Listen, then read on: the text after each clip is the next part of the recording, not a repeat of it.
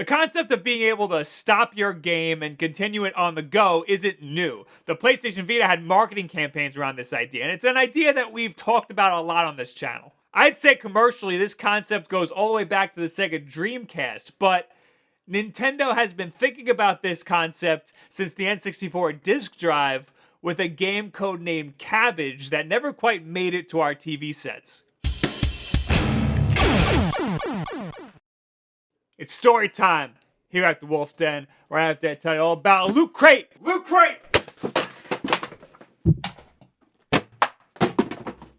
Christmas is coming up. You gotta get somebody a gift, but you don't want to spend too much money on it. You go to lootcrate.com/wolfden. Get 10% off your first subscription. You can gift it to a friend.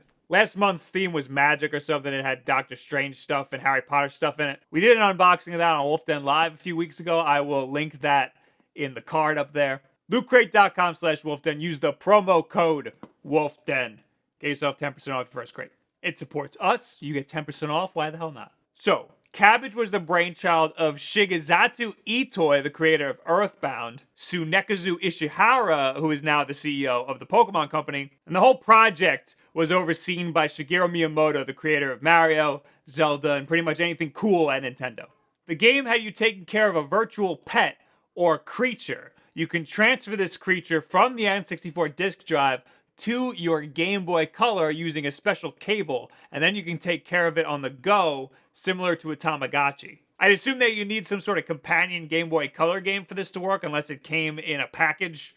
I don't know. Sounds expensive. The N64 disk drive came out in Japan in 1999. If you've never heard of it before, that's okay, because it was a huge flop and never made it over to the States. That is pretty much the same story as the Famicom disk system. They just don't learn. Also in 1999, the Sega Dreamcast was released, which had these little video memory units, or VMUs. They were just memory cards, but they had screens on them and little controllers. Sonic Adventure, a launch title, used the video memory units to house your chows that you've collected through the game.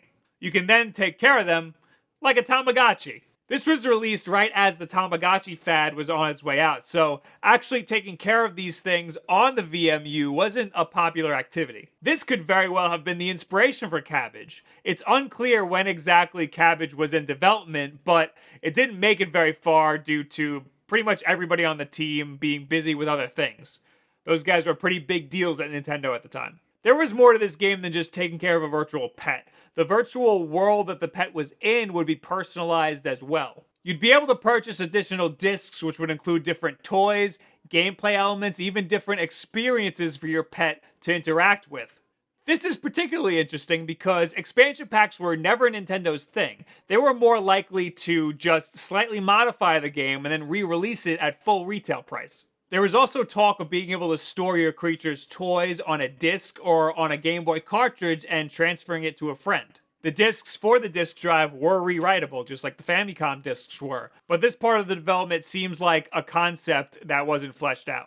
The N64 disk drive's dial-up modem accessory would be utilized to visit a friend's virtual world. The game was also supposed to utilize the internal clock of the disk drive to pass time along in the game. When you turned off the game, the world would continue on without you. You may even come back to see that your creature had evolved. Some concepts, like being able to travel to another player's virtual world, were reused in Animal Forest, which was released in Japan in 2001 for the N64. We know that as Animal Crossing for the GameCube. Since the N64 didn't have network compatibility without the disk drive and the additional modem, the only way to connect to another player's virtual world was to have their memory card plugged into the second player controller and your memory card plugged into the first player controller so that you could still save data. In networking, we call that SneakerNet. Get it? Because you're just walking over somebody and just giving them like the data instead of it coming over the internet. Since Animal Forest was on the regular old N64 and not the disk system, Nintendo had to build a hardware clock into the cartridge. The GameCube version that we got here in the States just used the GameCube's internal clock.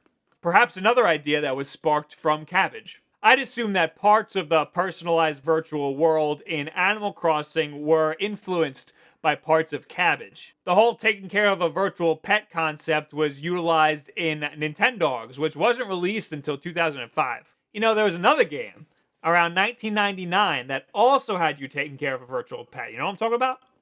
It's Seaman, baby! Put this tongue in that mouth. Dream on.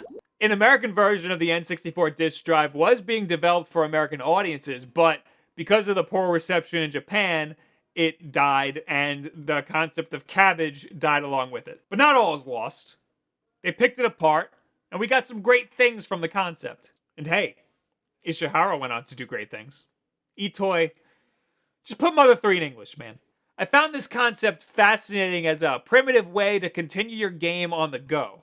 It seems super primitive now that we're just months away from having a device that we can literally take with us and continue any game on the go with full functionality. Imagine traveling back to 1999 and showing the Nintendo Switch to Ishihara or Itoi.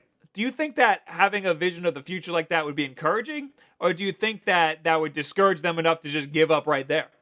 Leave it in the comments below. Add me on Twitter, all this other social media garbage. And what do you guys think about that concept in general? Is that something that you would have played? It sounds like it might have been a little bit too complicated for some of our feeble minds back then. Maybe a little too much to be mainstream. You need the disc drive, you need the Game Boy game, you need the disc game, you need the discs, the additional discs, you need the transfer cable, potentially even the modem. That's so many things. You need so many things to play this game. Anyway, check this out. I am now doing weekly videos over at the ShoddyCast YouTube channel. You can subscribe to them over here. It is on the art of video games. I recommend subscribing to the whole channel because there's a lot of good content there. But if you don't want to do that, you can just subscribe to the playlist by going to the playlist and clicking the little bell on top.